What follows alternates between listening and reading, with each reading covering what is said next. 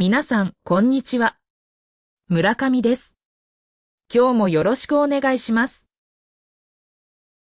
今日は日本語のリスニング練習です。レベルは N3 で、今日も一緒に楽しく練習していきましょう。今日のテーマは、隅田川花火大会の経験です。夏の日本の風物詩ですね。知らない言葉や文法が出てきても、心配しないで最後まで聞いてください。動画の最後に今日出てきた文法をまとめて丁寧に紹介しますので、ぜひ最後まで聞いてください。今回は中野さんに花火大会に行った時の話を詳しく聞いていきます。中野さんは去年の夏、会社の同僚に誘われて初めて隅田川花火大会に行きました。よろしくお願いします。中野です。あの日のことは、今でもよく覚えています。よろしくお願いします。私も花火大会が大好きなので、今日はとても楽しみです。そもそも、隅田川花火大会に行こうと思ったきっかけは何だったんですか？会社の同僚が誘ってくれたことをきっかけに、行ってみようと決めました。誘われたことがきっかけになったんですね。私も友達に誘われて初めて花火大会に行きました。そうだったんですね。誘ってくれる人がいると、行動に移しやすいですよね。隅田川花火大会について実際に行く前にどんなことを調べておいたんですか？まず、歴史を調べました。江戸時代から続いている、とても伝統的なお祭りだそうです。江戸時代からというのは本当にすごい歴史ですね。長く愛されてきたお祭りなんですね。そうなんです。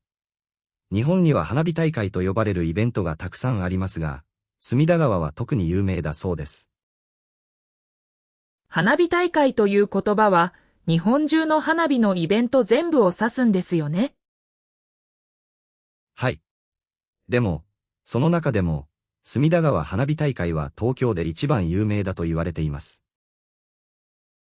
東京で一番の花火大会となると、当日はかなり混雑しそうですね。人の数も相当なものでしょう。その通りです。毎年、90万人くらいの人が集まると聞いて、驚きました。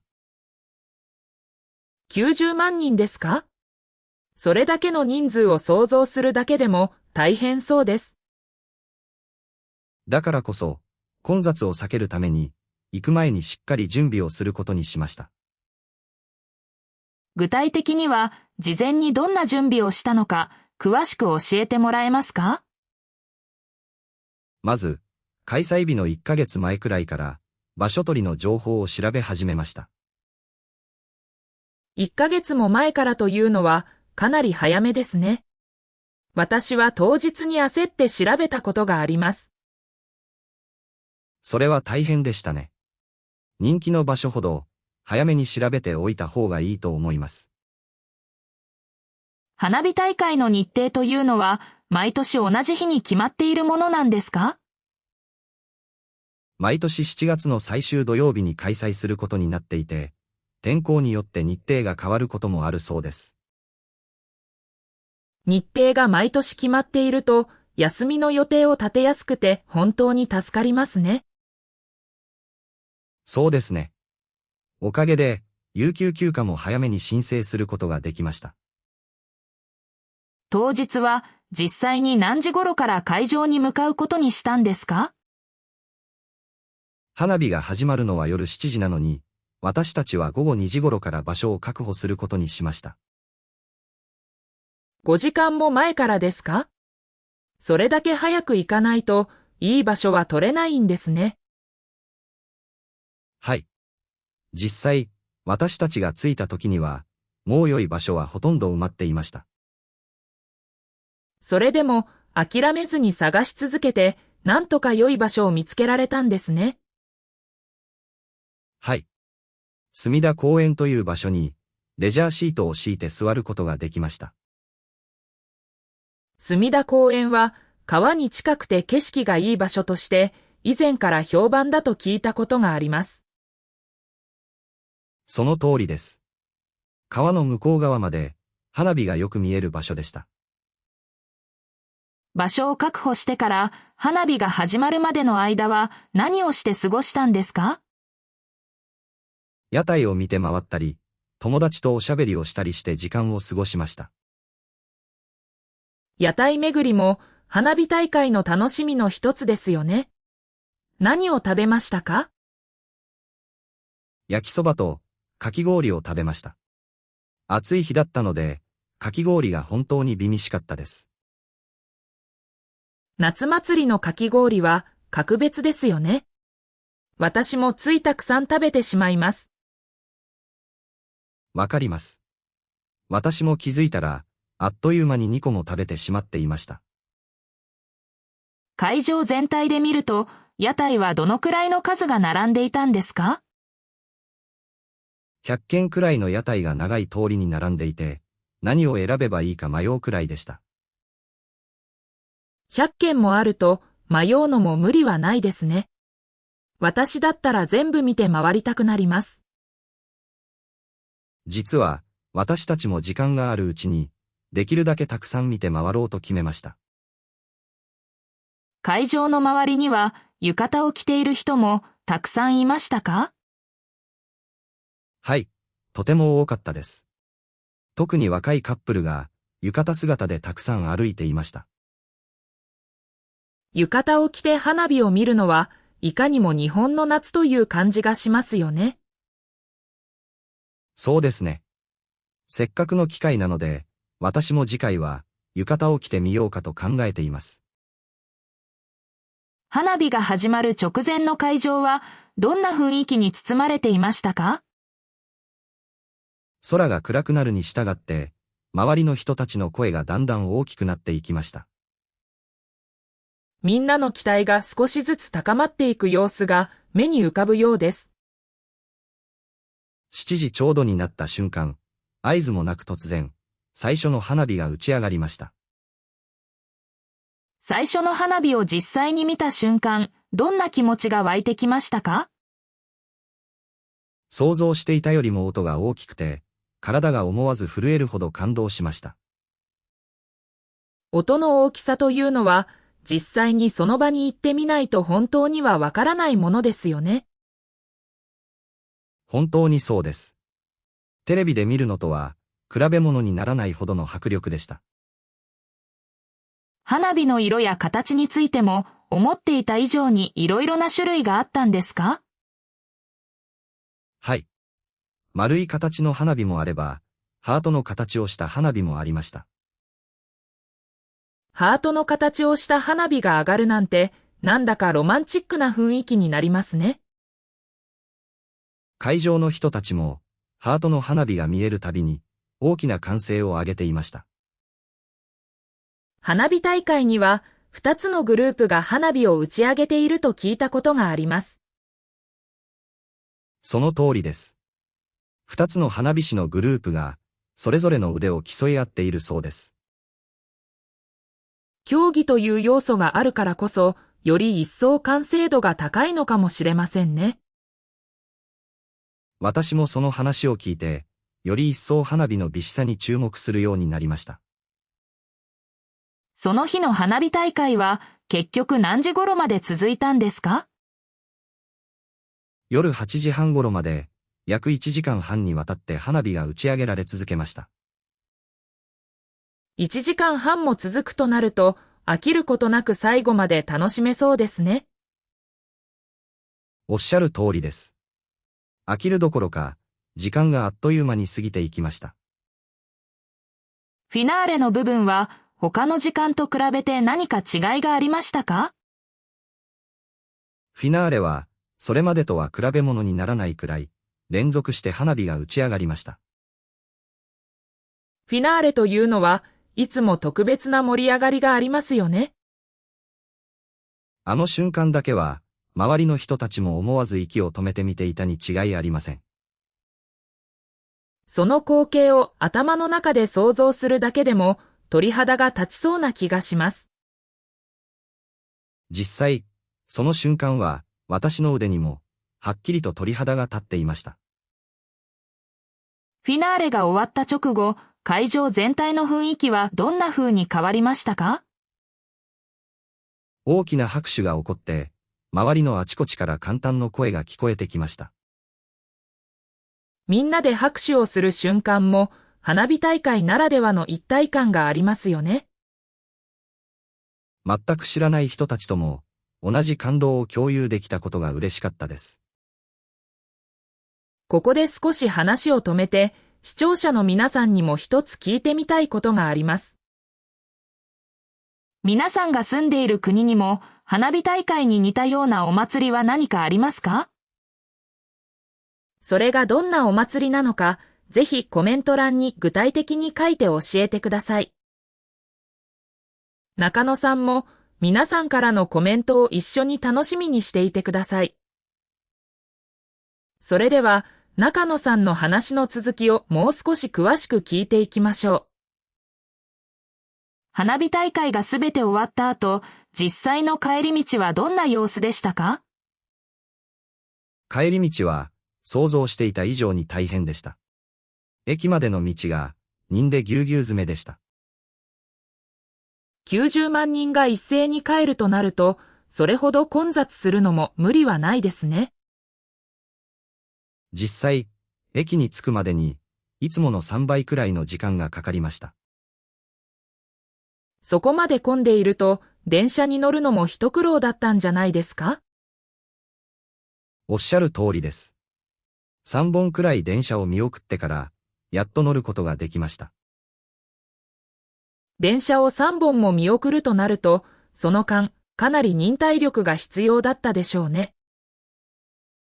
疲れてはいましたが、花火の感動が残っていたので、あまり苦になりませんでした。結局、家に着いたのは、だいたい何時頃だったんですか？疲れた体を引きずりながら、家に着いたのは、夜11時を過ぎた頃でした。帰宅までの道のりが長かった分、達成感もひとしおだったんじゃないですか？まさにその通りです。疲れてはいましたが、心は満足感でいっぱいでした。帰宅した後、家族には花火大会のことをどんな風に話したんですか？写真を見せながら、夢中になって1時間くらい話し続けてしまいました。それだけ話が止まらなくなるほど印象に残る体験だったんですね。家族も私の話を聞いて、来年一緒に行きたいと言ってくれました。それは本当に嬉しい反応ですね。ちなみに今年も行く予定はあるんですか？はい。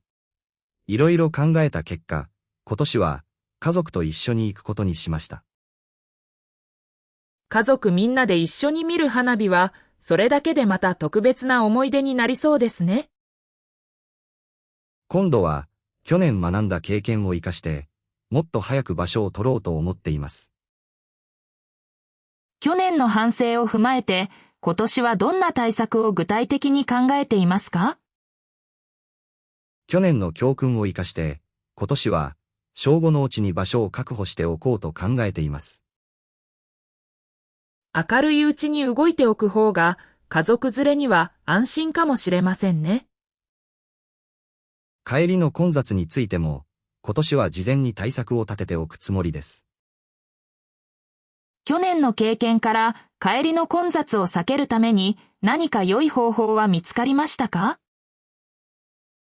フィナーレの少し前に会場を出れば、混雑をある程度避けられるそうです。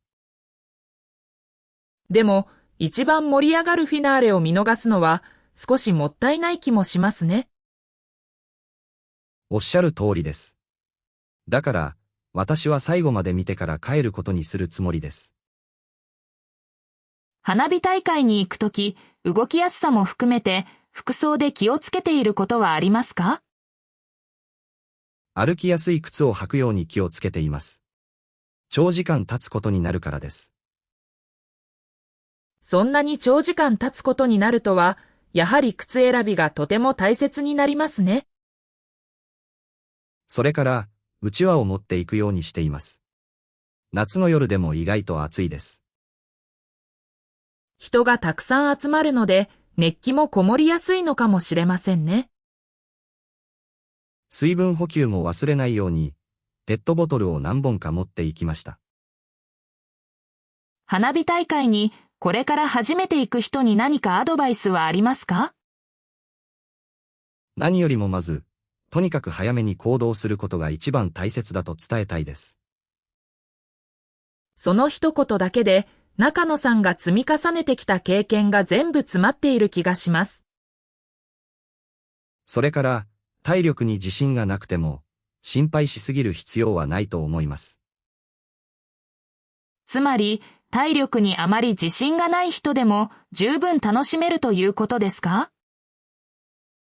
はい。座って待っている時間の方が長いので、体力はそれほど必要ありません。それを聞くと、体力に不安がある多くの人も安心して参加できそうですね。そうですね。歩くのが心配な方は、車椅子の方専用の観覧エリアもあるそうです。誰もが参加しやすいように、そういう配慮があるのは本当に安心できますね。話を戻しますが、村上さんは、花火大会に行ったことは何回くらいありますか？私は子供の頃から数えると10回くらい行ったことがあります。10回もあるんですね。その中で、一番印象に残っている花火大会はありますか？実は、祖母と一緒に行った花火大会が今でも一番心に残っています。おばあさんとの思い出なんですね。どんなことが特に印象的でしたか？祖母が毎年花火を見るたびに同じ昔話をしてくれたことです。同じ話を毎年何度も聞くのも、それはそれで温かい気持ちになりますね。祖母が亡くなってからは、花火を見るたびにその話を思い出してしまいます。そういう思い出があるからこそ、花火にはより深い意味が生まれるんでしょうね。中野さんも、これから花火大会に大切な人と行く機会が増えるといいですね。ありがとうございます。今年は家族と、来年は他の人とも行ってみたいです。隅田川以外にも、東京以外の花火大会に行ってみたいと思いますか？はい。実は、以前から秋田の太極花火大会にも、ずっと興味があります。太極花火大会は、花火師の技術を競う大会として、とても有名ですよね。そうなんです。全国から花火師が集まると聞いて、より一層興味が湧きました。都会の隅田川と地方の対局では雰囲気にもかなり違いがありそうですね。都会の隅田川に対して、対局はより自然の中で見られると聞いています。都会と自然、それぞれに違った良さがありそうで楽しみですね。いつか時間ができたら、日本各地の花火大会を巡ってみたいと考えています。花火大会に行ったことを通して日本語を使う機会は他に何かありましたか？屋台の店員さんと少し話したり、周りの人と会話したりする機会がありました。普段は話さない知らない人と話す機会もお祭りならではの楽しさですよね。そうです。隣に座っていた家族と少し会話が弾んだこともありました。その家族の方たちとは具体的にどんな会話をしたんですか？どこから来たのかとか、花火大会は何回目かとか、そういう話をしました。そういう会話から新しいつながりが生まれることもありますよね。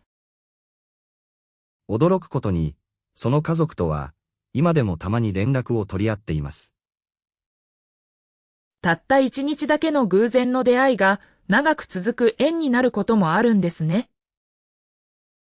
本当にそう思います。花火大会に行ってよかったと、心から感じています。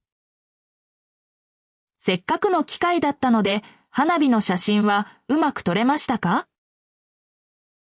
正直に言うと、あまりうまく撮れませんでした。動きが早すぎて難しかったです。花火の写真は専門の知識がないとなかなかうまく撮れないですよね。それを聞いて、少し安心しました。私だけが下手なわけではないんですね。そうです。だからこそ目に焼き付けるという楽しみ方もあると思います。それは素敵な考え方ですね。今年は写真より思い出を大切にしようと思います。花火大会は天気に左右されやすいと思いますが、雨の心配はありましたか？実は、天気予報では、当日雨が降るかもしれないと言われていました。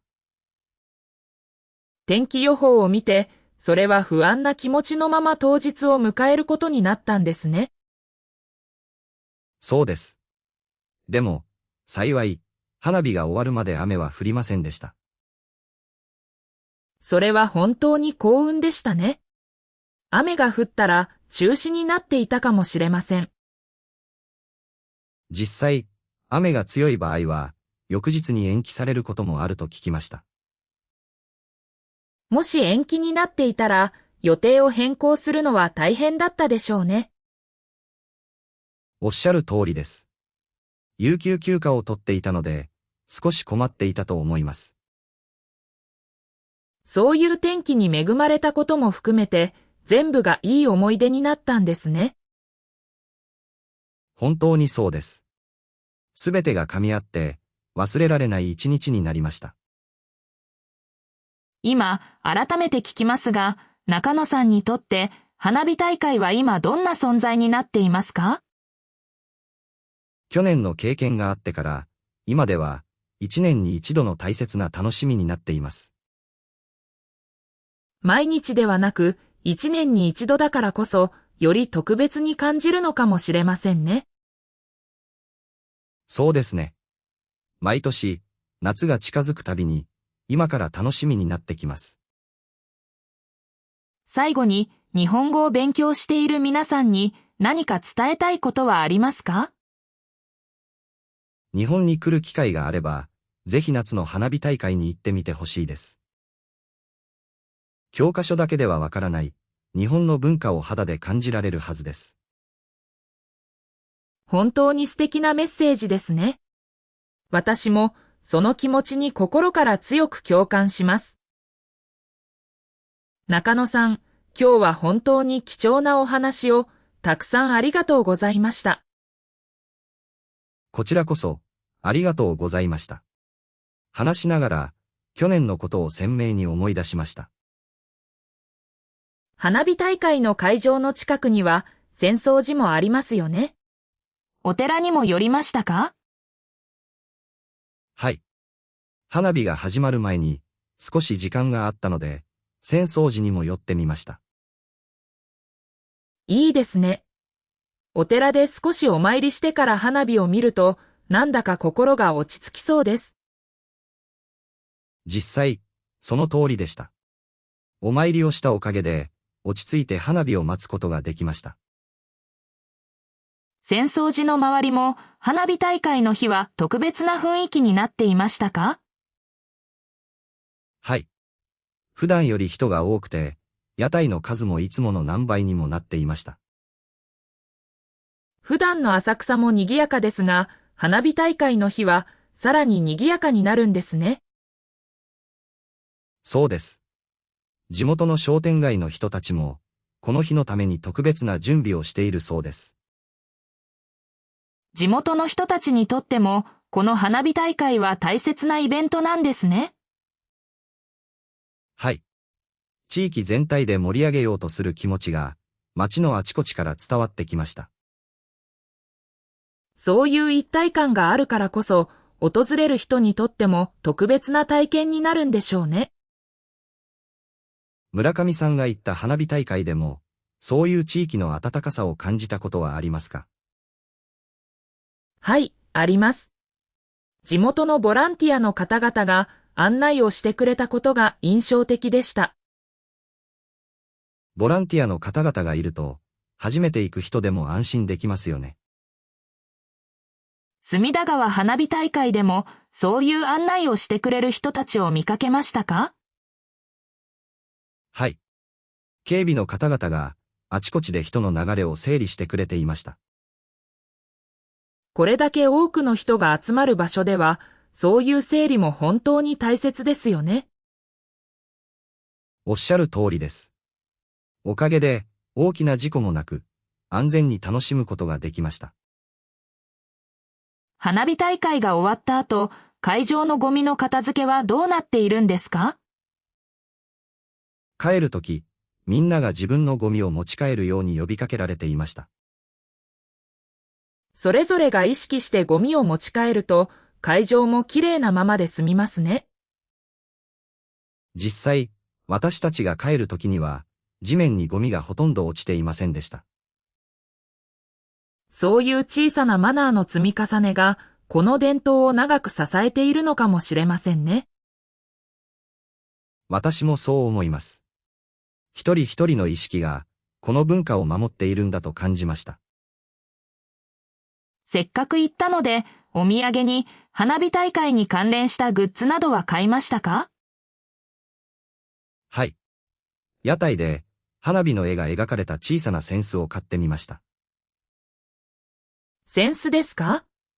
いかにも夏らしくて、とても素敵なお土産ですね。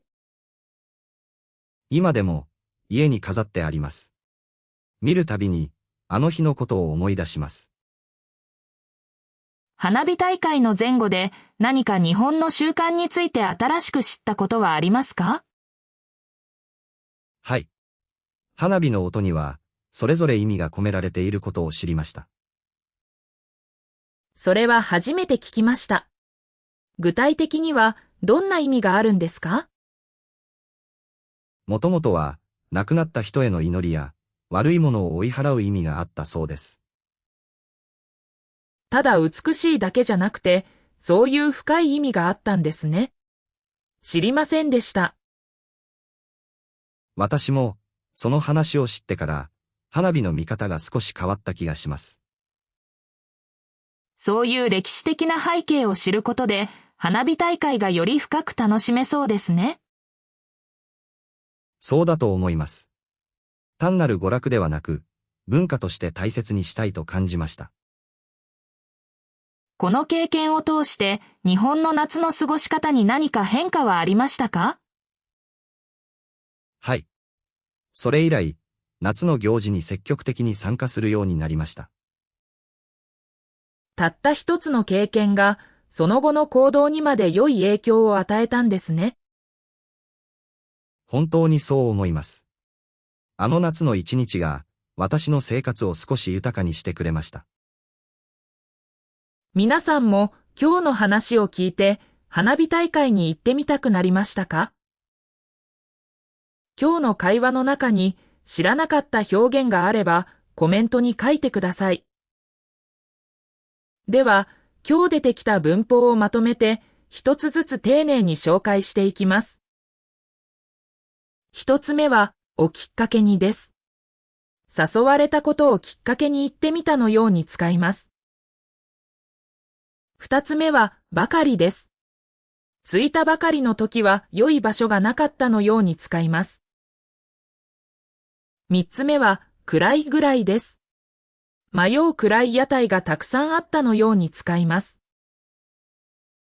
四つ目は、ほどです。比べ物にならないほどの迫力だったのように使います。五つ目は、に違いないです。息を止めてみていたに違いないのように使います。六つ目は、そうです。鳥肌が立ちそうのように、見た目からの様子を表します。七つ目は、旅にです。花火を見るたびに思い出すのように使います。八つ目は、うちにです。明るいうちに動いておくのように使います。9つ目はことにするです。家族と一緒に行くことにしたのように使います。10番目はことになっているです。7月に開催することになっているのように使います。11番目はことがあるです。10回くらい行ったことがあるのように使います。12番目はついてしまうです。つい2個も食べてしまったのように使います。これらの文法は経験や思い出を語るときにとても役立つ表現ばかりです。ぜひ自分の言葉を使っていろいろな文を作りながら練習してみてください。